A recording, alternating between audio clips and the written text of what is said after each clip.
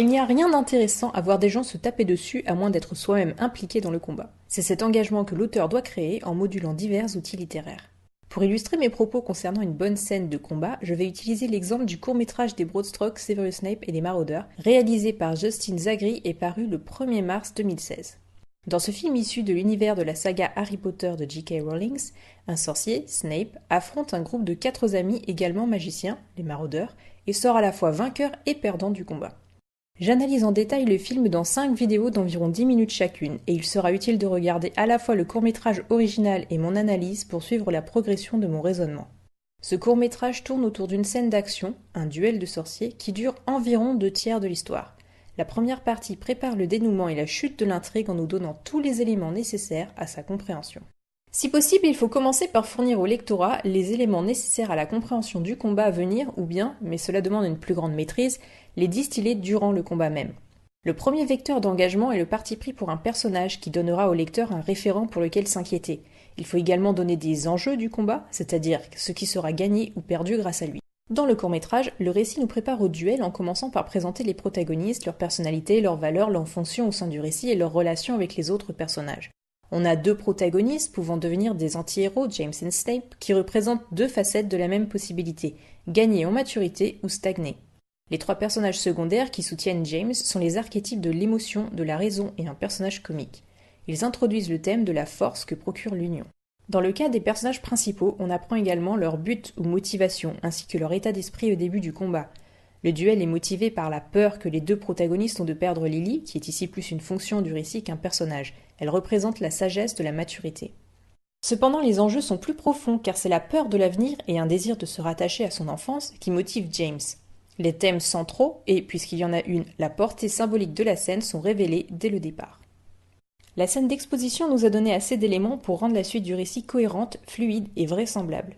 Pour aller plus vite dans un laps de temps réduit, elle a utilisé des tropes, clichés et symboles pour communiquer plus vite les informations importantes. L'arène, le lieu du combat, est par exemple symbolisée par quelques arbres espacés qui nous permettent d'identifier immédiatement le paysage. On pourrait aussi présenter ce lieu avant le combat pour que le lectorat n'ait pas de difficulté à l'imaginer pendant la bataille.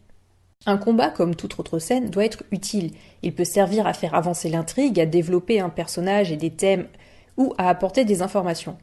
Pour ne pas devenir ennuyeux, il doit également impliquer émotionnellement son lectorat en jouant sur les moments de tension et de relâchement entre espoir et désespoir pour surprendre et laisser planer le doute sur son issue.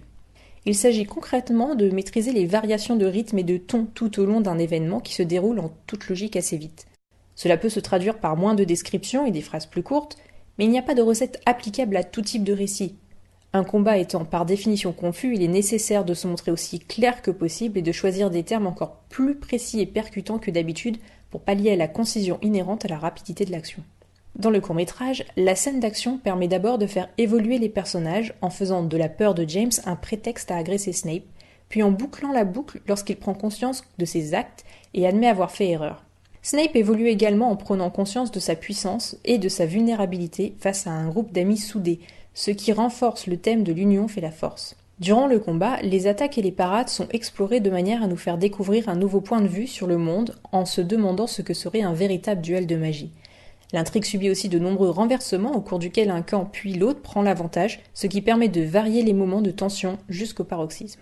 Le dénouement permet de transmettre les valeurs de l'auteur et un message sous-jacent selon lequel notre bonté se démontre par nos actes plutôt que d'être intrinsèque à chacun.